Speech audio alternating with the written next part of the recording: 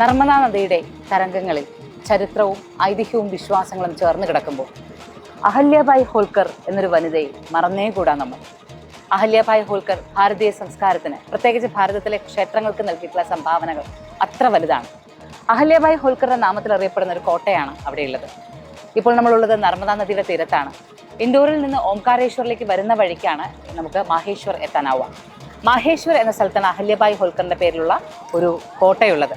അഹല്യാബായി ഹോൾക്കറാണ് ഈ കോട്ട പണിതത്. അതിനുള്ളിലൊരു ശിവക്ഷേത്രവും ഉണ്ടാക്കിയിട്ടുണ്ട്. മനോഹരമായൊരു പ്രദേശമാണ്. പുഴയുടെ ഒരു തീരമാകെ രസകരമായ പഴയകാല കെട്ടിടങ്ങളും ഒക്കെ ആയിട്ട് ഗംഭീരമായിട്ടുള്ളൊരു കാഴ്ചയാണുള്ളത്. അപ്പോൾ ഇത് കൂടാതെ മാഹിഷ്മതി എന്നറിയപ്പെടുന്ന പ്രദേശം, ഈ മഹേശ്വർ എന്ന് ഇന്ന് നമ്മൾ ഇരിക്കുന്ന ഈ പ്രദേശമുണ്ടല്ലോ, ഈ കാണുന്നത്, ഇതാണ് യഥാർത്ഥത്തിൽ പഴയ മാഹിഷ്മതി എന്നും പറയാറുണ്ട്.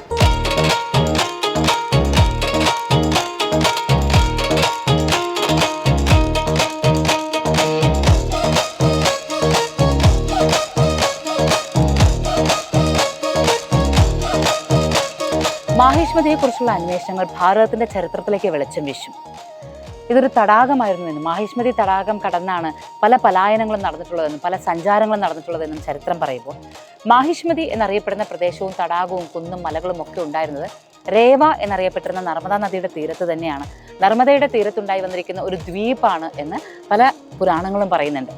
ഏതായാലും മാഹിഷ്മതിയെക്കുറിച്ചുള്ള നമ്മളുടെ പരാമർശങ്ങൾ നോക്കിക്കഴിഞ്ഞാൽ, മാന്ധാതാ മുനിയുടെ പുത്രനായിരുന്ന മുജുകുന്ദ രാജാവാണ് ഇവിടെ ഈ ഒരു മാഹിഷ്മതി എന്നറിയപ്പെടുന്ന പ്രദേശമാകെ ഭരിച്ചിരുന്നത് എന്ന് ചരിത്രം പറയും. ഇത് കൂടാതെ മറ്റൊന്നു കൂടിയുണ്ട്. ഹയഹയ രാജാവായിരുന്ന കാർത്തിവീരാർജുനന്റെ തലസ്ഥാനവും രാജകൊട്ടാരം ഉണ്ടായിരുന്നതും മാഹിഷ്മതിയിലാണ്. പരശുരാമനാണ് കാർത്തിവീരാർജുനെ നിഗ്രഹിക്കുന്നതും പരശുരാമന്റെ സഞ്ചാരം ഇവിടെ നിന്നാണ് കേരളത്തിലേക്ക് വരുന്നത്. അപ്പോൾ അത്രമാത്രം മാഹിഷ്മതി പ്രധാനപ്പെട്ടതാകുമ്പോൾ, മാഹിഷ്മതി എന്നറിയപ്പെട്ടിരുന്ന മഹേശ്വറിലൂടെയുള്ള സഞ്ചാരം, അതും നർമ്മദാ നദിയിലൂടെ സഞ്ചാരം എത്ര പ്രാധാന്യപ്പെട്ടതാവും. കോട്ടകൾ കണ്ട്, കോട്ടകൾ പണിതുയർത്തിയ ആ അഹല്യാബായി ഹോൾക്കറിനെ ഒന്ന് മനസ്സുകൊണ്ട് വന്ദിച്ച് നദിയിലൂടെ നടന്ന് അങ്ങ് അകലെയായി നമുക്ക് കാണാനാകുന്നത് ബാണേശ്വരിയുടെ ക്ഷേത്രമാണ്.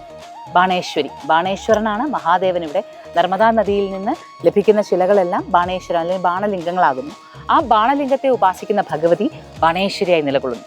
അഹല്യാബായി ഹോൾക്കറിലെ കോട്ടയ്ക്കകത്ത് രാജരാജേശ്വരിയുടെ ഒരു ക്ഷേത്രം കൂടിയുണ്ട്. ശിവപാർവതിമാർ ഒരുമിച്ച് നിലകൊള്ളുന്ന ക്ഷേത്രം.